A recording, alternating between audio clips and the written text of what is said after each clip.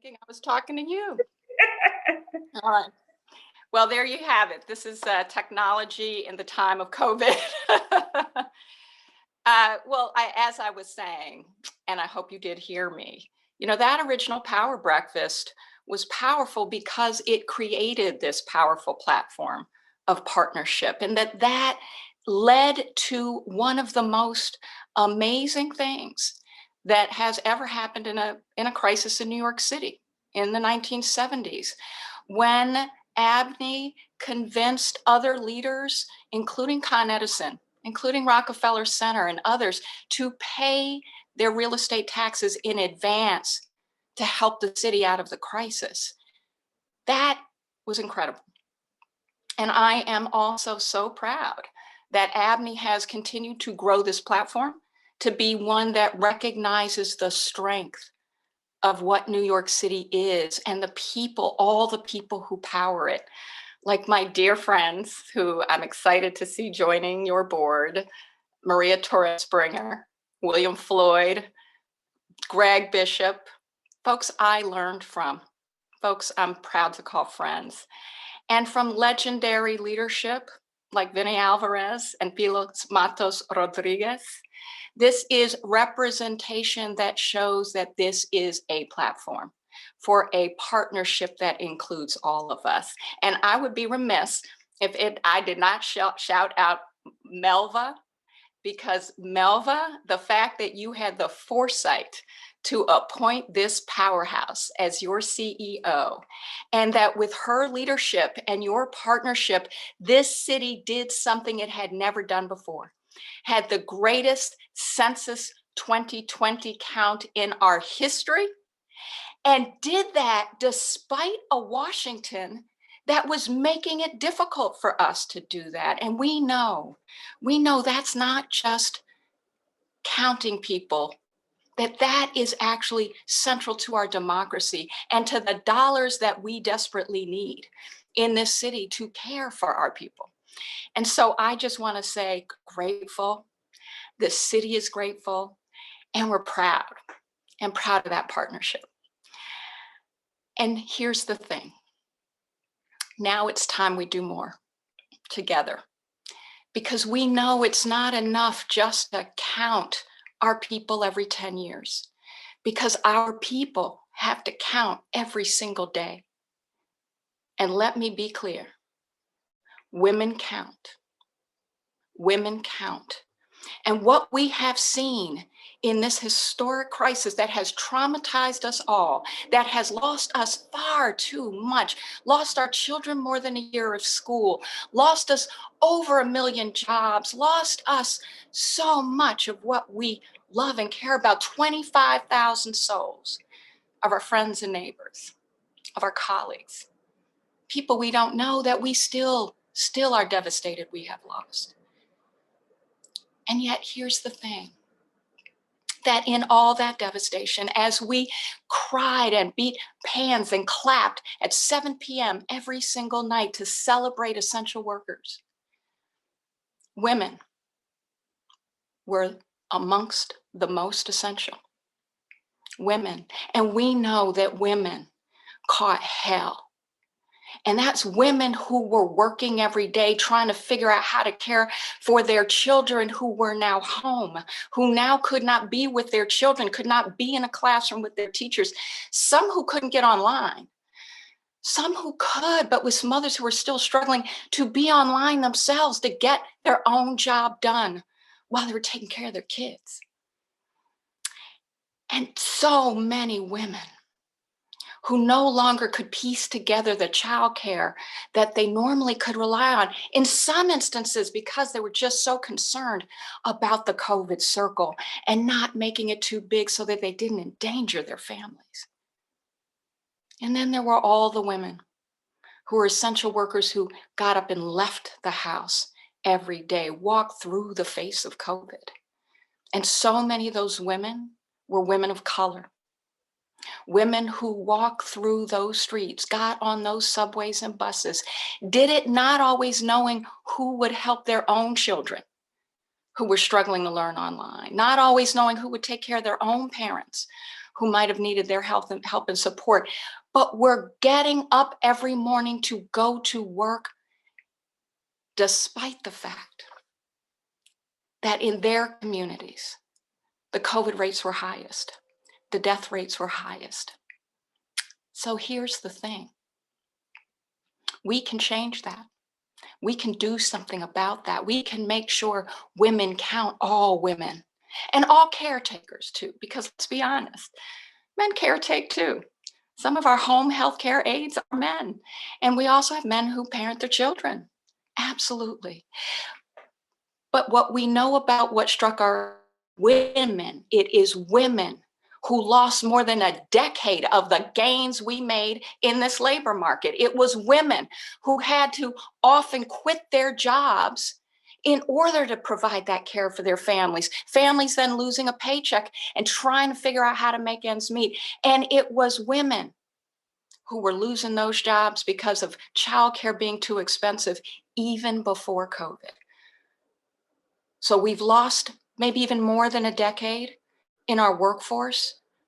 And December of 2020, just to give you one bad statistic, we had far too many people unemployed, but men actually gained some jobs, about 15,000. Far too little, but a gain, an increase, a sign of hope, a ray of sunshine. 156,000 women lost their jobs, and most of them were women of color. So when we talk about recovering from COVID, we can no longer be talking about going back to January 2020, because guess what? It was broken for too many of us, too many of the people we loved. It is a path forward that we have to beat with an incredible platform of partnership.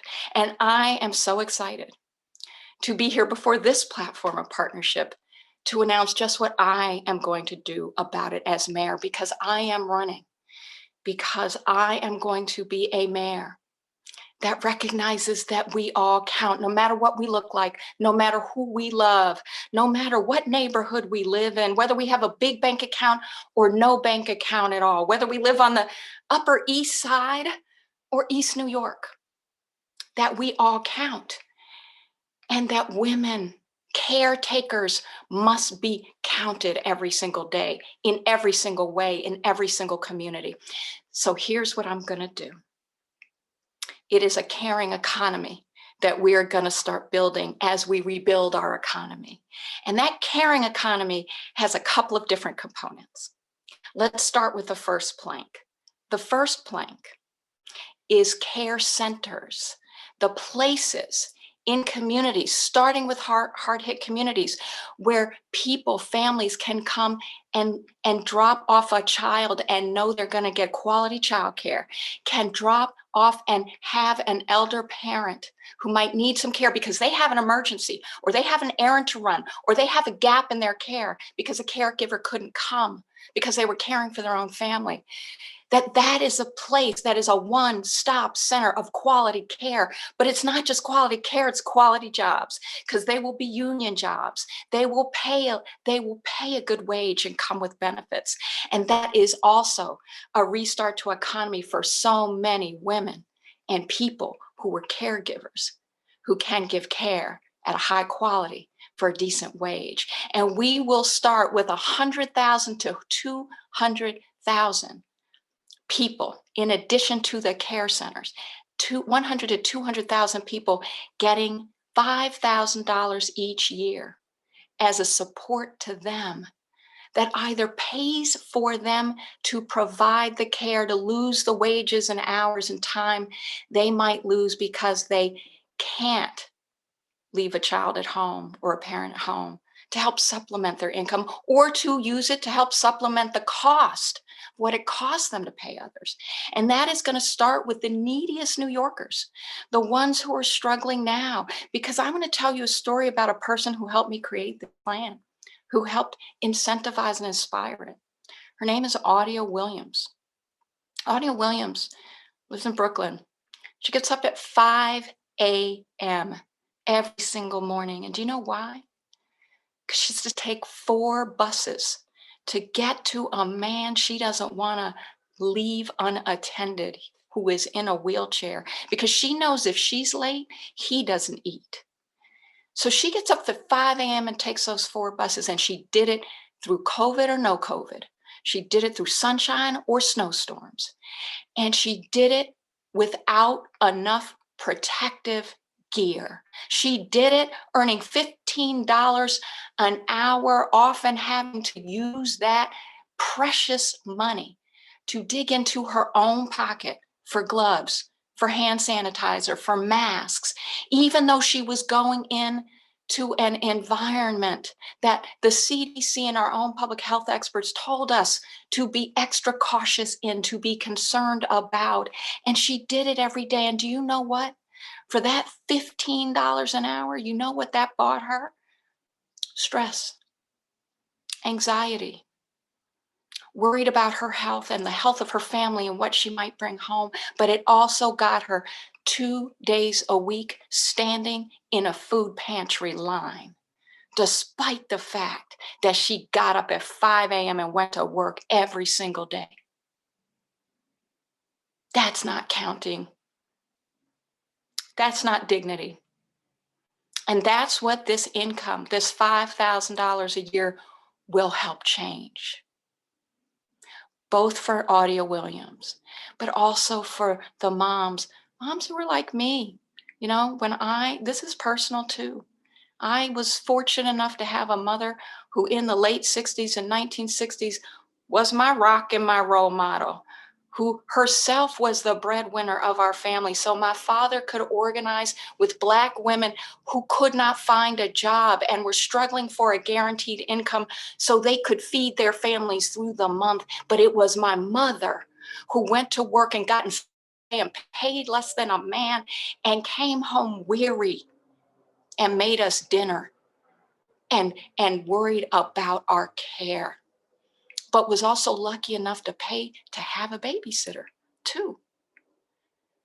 And I know what that privilege was when that rock, that role model, that woman who caught me every day, caught me in my trauma after watching my father die, caught me when I was struggling in a segregated school that was underfunded and overcrowded, caught me when I was a working mom who, with a baby in a bouncy seat after 9/11 had traumatized this city, set up an organization that everyone told me I couldn't raise a dime for as a Black woman, saying we were going to change structural racism. It was my mother who filled that childcare gap for me with that baby. It was my mother who lived in my house, who caught me when I had hard days, when people beat me down, and made sure my kids were cared for. And then I had to be that rock for her when she got Alzheimer's. And when I had to be that rock for her and yet still be that rock for my young children who were in elementary school, I needed help. And I needed help from the Audia Williamses of the world, and they gave it to me. And this is our opportunity, because all of us know, who have been fortunate enough to be able to pay for that help, what it means, what it would have meant if we couldn't. And so in addition to ensuring that there are care centers in communities of concern, so hard hit by COVID, but centers where we start there and we'll roll out across the city, that we will also make sure that it is the women whose labor is unpaid and unrecognized. $1.5 trillion of unpaid labor in this country that women give every single day, whether they go to work or stay home. That we will recognize for the first time that women count, all women, every last one of us. And we will have labor protections too, because I beef up and support the wages and prevent the wage theft that too often comes to our workers who need to count, who are essential. But let me change to one quick question I know you will ask, and rightly so. But Maya, we're in a crisis. How are we going to pay for this? And I'm going to tell you how we're going to pay for it, because I know that this city, while I will partner with the governor and I will go to DC and work with DC to get what we need, that we can't wait, and that we have resources if we change what we do and how we do it. And that means recognizing that when we no longer criminalize poverty, we can help solve it. So we are going to capture savings we are going to make from the Department of Corrections by reducing our prison population. And we are going to capture some of the fat in the NYPD budget that we need to reinvest in exactly what keeps our residents safe and secure and well fed. Because we know that these investments are what public safety is and means. So I want to say one other thing before I turn it over to my dear friend Melva. We have been talking so rightly, so righteously, and with such concern as a city and as a nation, too deeply divided across too many lines, political lines, ideological lines, race lines, gender lines. But we also had a recognition when we watched the life choked out of George Floyd and the shooting death of Breonna Taylor and so many others, and what that recalled for us about Eric Garner. And we marched. And I saw something amazing when I was marching for Black lives. I saw people of all races, all ages, all incomes, all classes standing out, clapping, holding up Black Matter signs, marching, pulling us together, saying, yes, yes, Black History Month, Freedom Month, we count, we matter. And it can't just be a hashtag. It can't just be a sign in the window. It has to be, because this Black History Month, we are going to actually make history by continuing to see Black lives mattering. It is all of our lives that will benefit because of the Audia Williamses in the world who count, who matter, who serve us and solve our problems, for all the women who will benefit from this kind of plan across race and class, but yes, with a focus and an acknowledgement of women of color, women who are immigrants, women who are descended of North American slaves. And what I ask of ABNY, this incredible platform of partnership, this wonderful recognition of all that powers our city, and of all those who brought their hearts and their heads to solve our problems, that what I'm asking from you is that you partner with me in this, that you partner with all of us in it, that as we work through these solutions and as we work to identify what helps build them to a bigger scale, that we partner and do it together. Because one thing I do know, women lead, and women are the ones who pick up what's broken. Women are the ones who carry the burdens so often, so disproportionately, and it is women who so often, Melva, call us together and serve, but serve in partnership. And that is the dignity, the counting, the community that I look forward to building with you as your next mayor. Thank you.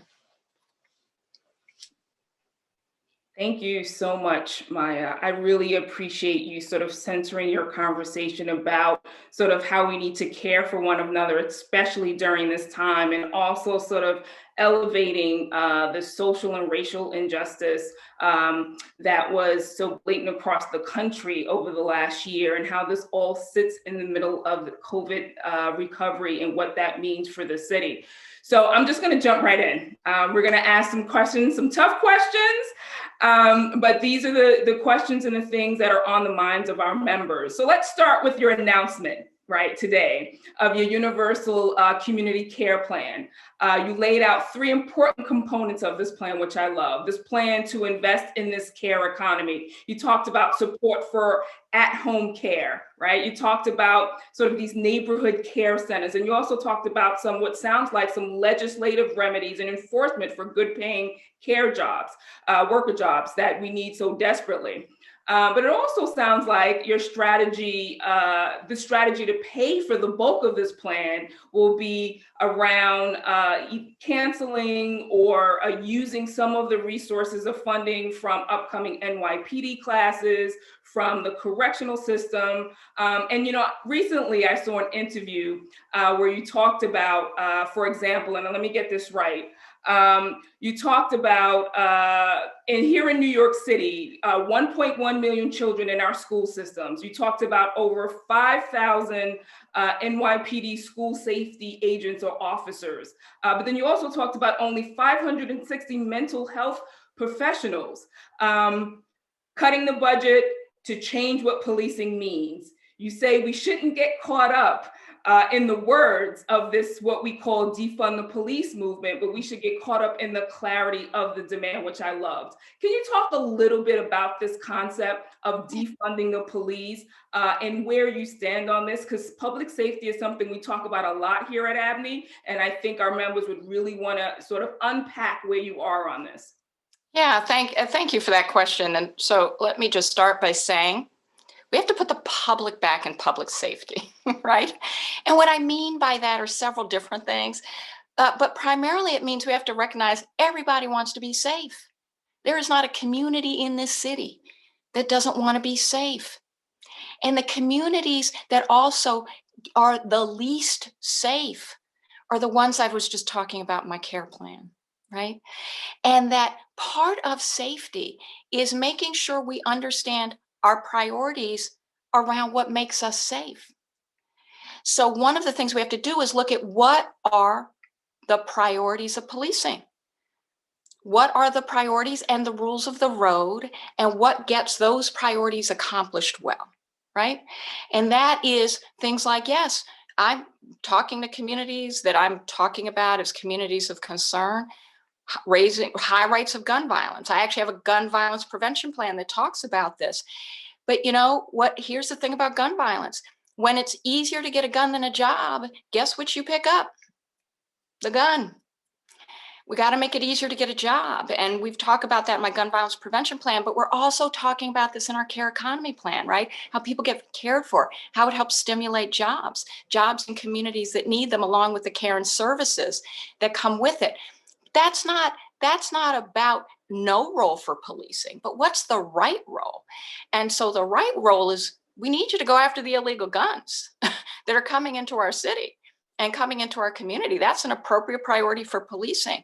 But we have a bloated police budget, and we have police responding to things that are not appropriate for policing. And this is the cops not counselors not cops point for schools. It's that we are under resourcing exactly the kind of social, emotional, and trauma supports that we need in our schools, right? And there is a way to use our precious dollars more wisely, so that we are both investing in what helps us police appropriately, while we are right-sizing that, so that we're also investing in the things that actually create more safety, more security, more well-being. That is things like investing in trauma-informed care in schools. Because so often, the kids who may get to a point where a school safety agent is being called wouldn't have needed the call if there was a student support team in the school. I saw it in my own daughter's school when she had a kid threaten to bring a knife and stab her. That child was in distress. The distress was not about, his anger was expressing the distress. The school stepped in and created a support team around him. And by the next semester, he was a different kid. And no longer did I worry about him threatening to bring a knife to school, because he didn't. She was in school with him another 4 years after that, didn't have another incident like that. So we have to be smarter about investment in terms of paying for this plan. So we have to recognize savings. In the New York City police budget, we spent $200 million last year on negligence and misconduct. You know what I could have done with that $200 million? You know what we all could?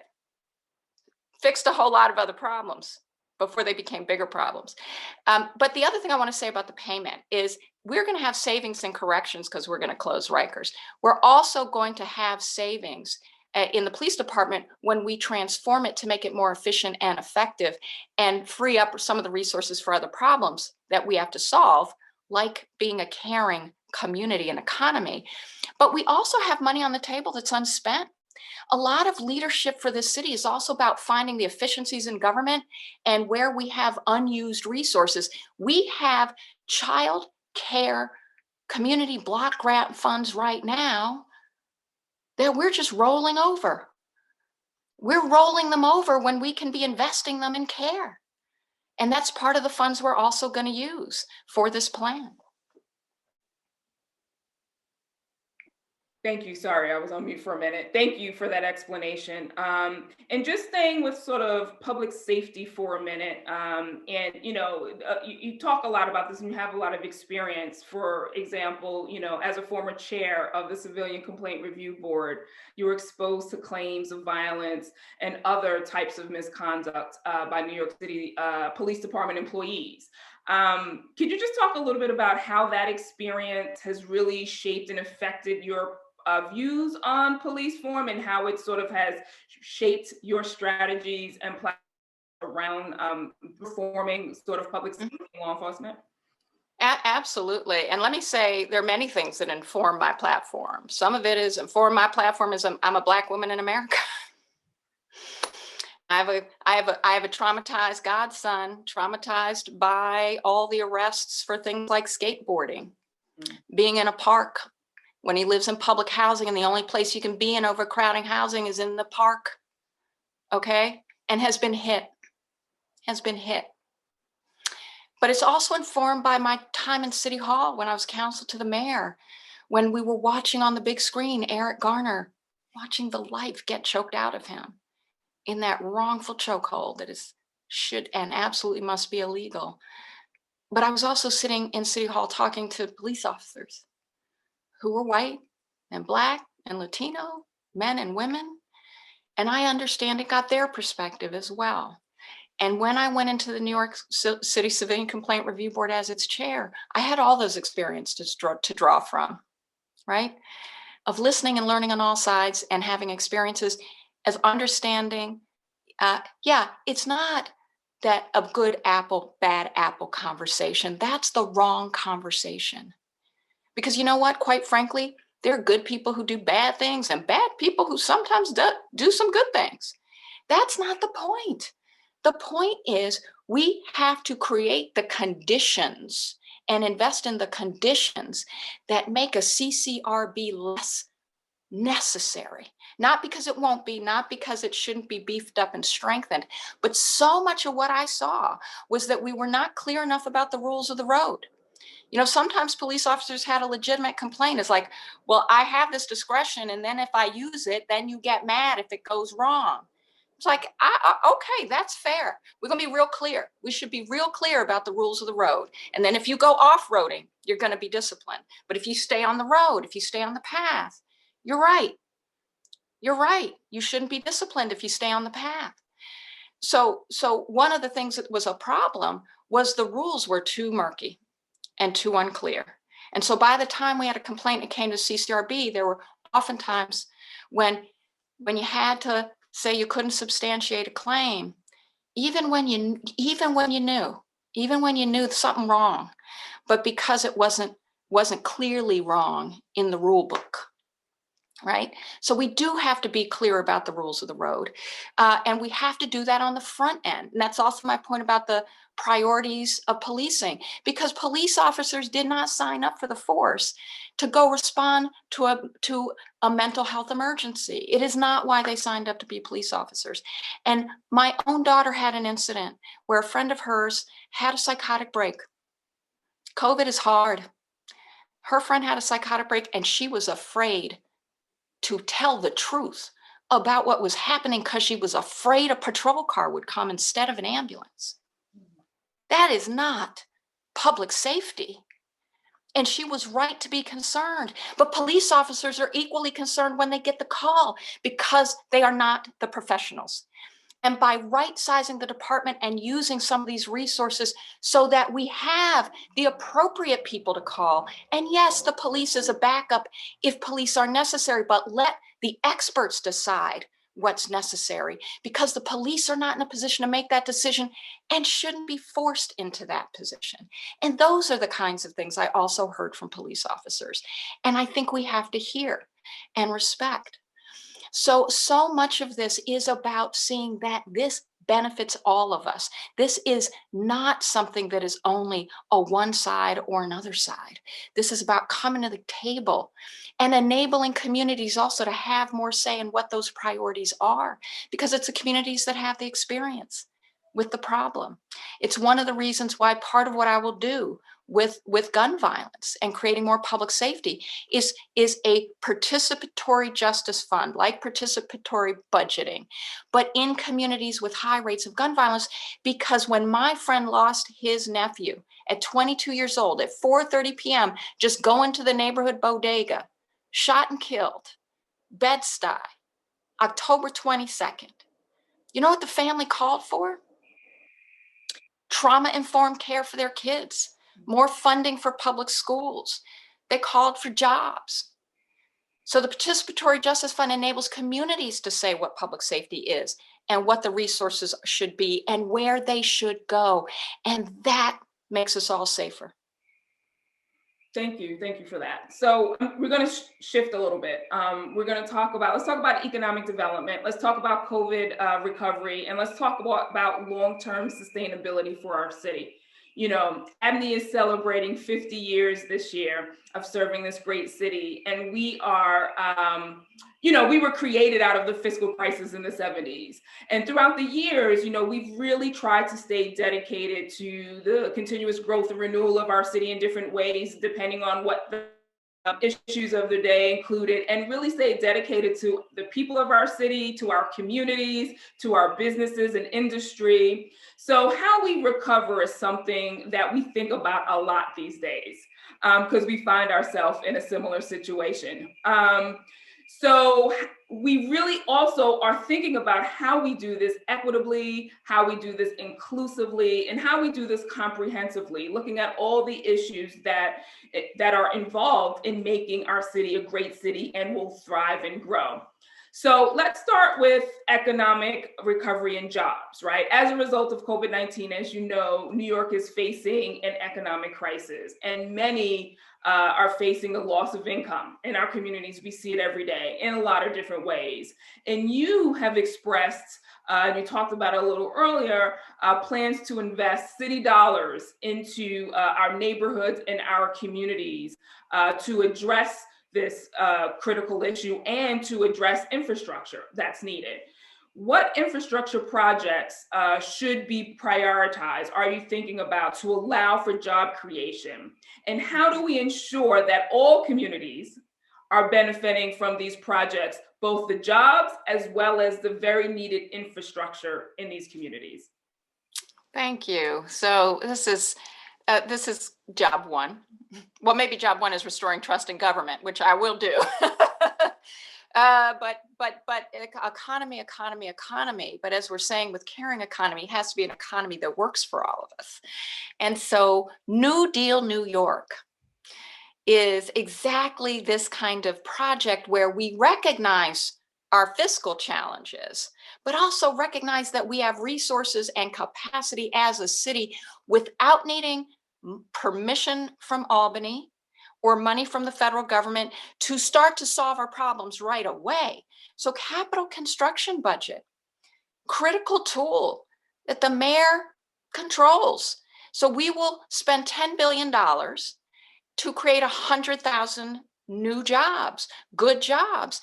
And this is critically important because, as you know, we've got far too many people unemployed, but this is stimulative for the economy. But a big part of the concept, because it is taken from the New Deal, it is taken from what we learned in 2008 when President Barack Obama helped pull us out of a great recession, that it is the investment in capital projects and putting people to work on them that helps us recover.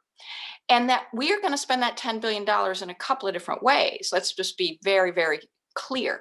It is capital construction. It'll create 30,000 direct jobs, but stimulate another 70,000. We've stress tested this with economists. I don't believe in doing anything that's not stress tested. And that we did it, but recognizing that we need local targeting and local hiring, so that we're ensuring that the communities that have 50% unemployment rates for kids between, I call them kids because I'm a woman of a certain age, from 18 to 24. My own children will dispute that they're children. But 18 to 24, we're seeing communities with 50% unemployment rates. And guess where the highest gun violence is? That's where it is. So local targeting, taking advantage of some of the programs like pre-apprenticeship programs and apprenticeship programs that have been so powerful to help create those pipelines to good jobs for kids who are graduating from our public high schools, for people who are returning, unfortunately, from being in the carceral state, from prison, that these are folks who actually need desperately these opportunities. And these are mechanisms we can utilize and policies we can build upon to make sure that folks who need them the most are also gaining from the opportunities while we're creating jobs more broadly, because it will. But the other thing in terms of what the projects are is critically important, because when we're talking about care centers, we have the New Deal New York capital construction budget to help create them where we need new space. And affordable housing is a part of our recovery crisis, right? We have 400,000 people facing eviction just since COVID struck. We had 200,000 facing eviction before COVID struck. It's a lot of folks facing eviction. What is our homeless problem? It's an eviction crisis. So just like we need to solve homelessness, part of what we have to do is recognize how we created the problem in the first place, because we have to fix our affordability crisis. So this is also capital construction as affordable housing as well. But it's also things that communities can help. Some of that is pulling forward the projects that are already in the pipeline that are languishing because city government has been too ineffective at fast tracking them and moving them more quickly. Because I've heard from the business community when I was talking about, because I talked to everybody when I was talking about capital construction before I came out with this plan, and business leaders were going, but that's not stimulative because it takes the city too long to do them. We're going to fix that because I'm going to have a New Deal czar, and we're going to make government work faster, more efficient. But we're also going to do that by identifying existing projects already approved, but that serve some of these needs and fast track them while we're also looking for projects that exist because they're opportunities and challenges COVID has created. So we're going to do both those things. We'll have a set of metrics. It will be principles that will be transparent. And we will build them in part by talking to everyone around the right metrics. We're not going to do it in a dark room, because that's part of why people don't trust government. And it's part of what impacts our partnerships. And just like we saw with Census 2020, it was the openness and the open engagement and the public nature of the dialogue and the partnership and the data, right? Who needed to be counted, where we were undercounted, all hands on deck. We're going to approach it the same way with New Deal New York. That's great. And we have about a little less than we have about 13 minutes left, and I want to jump into some audience questions from our members, but I want to stay on infrastructure for a minute because I think that that's really important, and thank you for laying out that plan. And this question comes from our member Jen Hensley, who's the head of public relations for Lyft. So her question is, you've been among the champions for free public Wi-Fi and broadband access for all New Yorkers, right? But infrastructure projects are hard. They're complicated and they take a long time to achieve. When you are mayor, how will you engage businesses and the corporate sector to deliver the changes that will make our city more equitable and fuel our growth? Well, and Jen is someone who I've had the great pleasure to partner with on trying to do just that when I was in government. And we learned a few things, didn't we, Jen? So I'm going to do it the way I've always done it. Look, when I was in City Hall, and I went and became the counsel to Mayor Bill de Blasio, this person who never looked like a counsel to a mayor, who never talked like a counsel to the mayor, and who definitely never thought like a counsel to a mayor, and was proud to be the first Black woman to be a counsel to a New York City mayor. But I was also going in because of the excitement about showing government how it could do things differently. And digital divide was one of the racial justice issues I had worked on in my career. And one of the reasons that Mayor Bill de Blasio, who didn't know Maya Wiley when he asked me in to talk about working for the administration, was he saw a piece I wrote in the Nation Institute about Red Hook Initiative and how it just was so innovative in creating a wireless corridor for itself. And so what we did, and he said, you've got universal broadband. And I was like, great. No idea how to do that.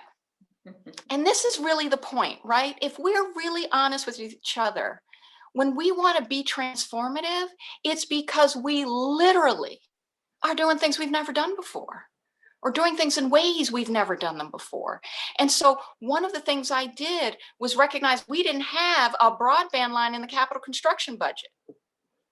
So I got one in, $70 million. Not a huge sum, but guess what? City had never had it before. You know, you can't build a house if you don't have the sewer system. Had to create some pipes.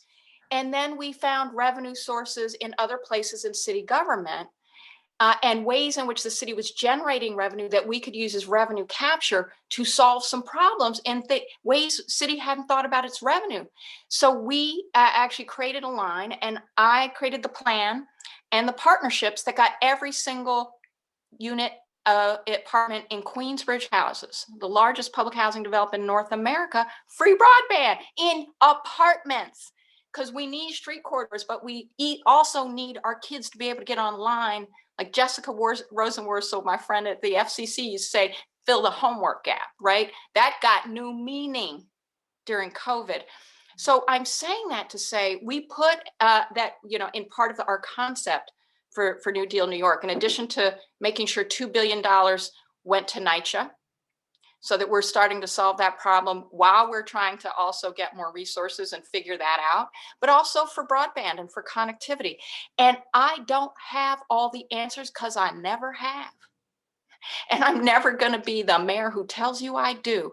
Isn't that refreshing? It's called being a woman, because this is what we do. We confront the actual questions with honesty and integrity.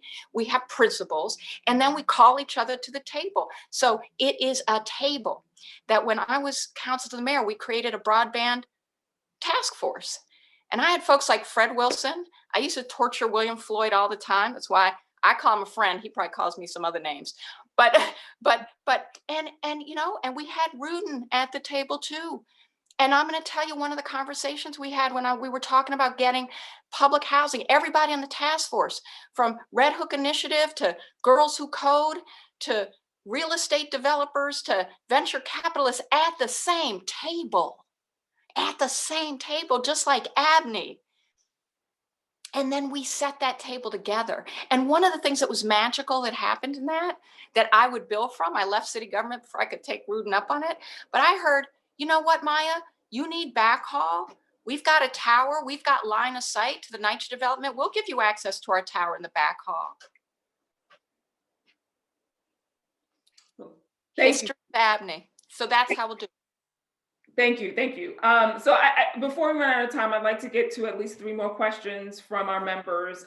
This next question is from one of our newest members, Greg Bishop, who's former commissioner of SBS and now interim executive director of Quoro. And, you know, you talked a lot about women today and you talked about jobs. His question is, for MWBE, Black women are only 3% of the utilization of minority firms in the city's procurement. Knowing you cannot set aside contracts, right? What's your plan to address this disparity within this disparity? Yeah, Greg would know a little bit about this, right, Greg? He and I worked on these types of problems together in city government, and he was amazing, brilliant partner. You still are, Greg. So look, the first thing is we got to be honest about the fact that those are the statistics, and we have to start investing in the pipeline. You know, one of the things that SBS has been really important at is providing technical assistance and support and identifying some of the reasons why we have a gap. We have to beef that up, and we have to beef it up by industry and sector. One of the things, when COVID hit, and just as someone who cares about small businesses and my community businesses, some neighbors and I set up a volunteer network, just to be a free network to try to help our micro businesses, often run by women of color and immigrants, that how they could access some of the resources and programs. And guess what? It was hard because there was no relationship, and because it was a one size fits all that didn't recognize that different businesses have different needs, different services and supports. And so part of what we have to do is identify better and have partnerships. I created an MWB task force when I was counsel to the mayor, and in 1 year, we got MWBE spend up from 500 million, which was the number from the Bloomberg administration, 500 million. And in 1 year, we got it up to 1.6 billion when I was the director for MWBE. And then we matched it the next year. And it was an aggressive goal. We weren't even sure we could meet it. We set it. So first, you have to set the goal. But secondly, one of the reasons we met it was we did the partnership. We pulled folks to the table. We talked about what got in the way, what the barriers were, who we were missing, how we were missing them, what we had to do to support our agencies doing a better job at doing the contracting and procurement. And that's how we did it. So we got to do it now, paying attention to where the gaps are and who's fallen through those cracks and what solves it. And we'll do it in partnership with ABNY too, because I have no doubt that there are going to be some things we need from ABNY to do it. Thank you. And we're all in. So this question is from members. I sort of put it all together from our members who care about tourism and the tourism economy here in the city of New York. And this is a two-parter, right? So one, pre-pandemic, New York City welcomed over 70 million visitors that supported 400,000 jobs in tourism and hospitality. And we know sort of what has happened because of COVID. What will you do to help these businesses and nonprofits that include museums and cultural organizations and restaurants, hotels, and get back on their feet? That's the first part. The second part of the question is, what resources would you pledge to our tourism bureau here in New York City? It's called NYC and Company, but to bring tourism back amidst the competition from other cities who are committing significant resources and additional funds to revive tourism. Like, for example, in Miami, the Greater Miami Convention and Visitors Bureau recently received a $5 million grant for this purpose and to create a marketing campaign. So how would you commit resources to make sure those types of efforts happen here in New York City as well? Yeah, look, we have to bring visitors back. And so many of the 300,000 jobs lost to hospitality and as a result of tourism, not to mention nightlife and restaurants, is because are the people who are harmed are exactly the same kind of people we're talking about when we're talking about the caring economy, right? The people who are hard hit. And so many of those folks, particularly in our hotels, had really high road jobs. They were good jobs with benefits. So look, we got to bring it back. I'm gonna be the greatest cheerleader for it. One, because there are things that I love about this city, right, and why I am not going anywhere. But it starts with one of the things we have as a pillar in our New Deal New York strategy is that we recognize artists and creatives as people who we must employ and deploy as part of how we do this. So some of that is about space and creating more space for performance. We have to absolutely do vaccine penetration better. We can't hopefully that will be fixed before I'm mayor, but I promise you if I'm mayor, that will be fixed because we can't recover it unless we're communicating and demonstrating the confidence that we're safe. And we will be. To the point though and restaurants as a particular sector, I just want to call out because I've been having a lot of conversations with the restaurant. Everyone from Tom Colicchio, I'm going to support the Restaurants Act in Washington, but also because restaurants are rightly saying that as a sector, we have to recognize that the business interests and needs are different. So one of the things that we're going to do is have in addition to having a restaurant roundtable and more conversation about that, is understand both the regulatory structure that has become a problem for restaurants, but also how we build off our open spaces and open streets that have been such a benefit, both to our survival psychologically in the city, but also for our restaurants. But it has also expanded their footprint in some instances. So we've got to build on that. That's also something that capital construction helps with. It's also, and so New Deal is a part of that. The answer to the question on bringing tourism back, it starts with making sure everyone in our own city is confident that we're back. But I'm going to be the most confident about it. And New York & Co. has to and must be extremely effective at being our bullhorn to the larger world, as I will be as well. In terms of the resourcing, that's something that we should talk about together. You know, what are the most effective ways? What are the most effective things that those resources should go to? But it is absolutely New York & Co. supported to be effective. And one thing that you will never hear out of my mouth is that the worst thing to be is a mayor of New York City. You will never hear that out of my mouth. You will never have to worry about me going to Iowa, because I'd much rather be on Broadway celebrating its revival. Amen, sister.